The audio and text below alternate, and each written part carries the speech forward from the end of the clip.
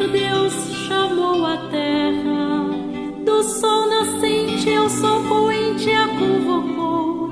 Eu não venho censurar teus sacrifícios, pois sempre estão perante mim teus holocaustos.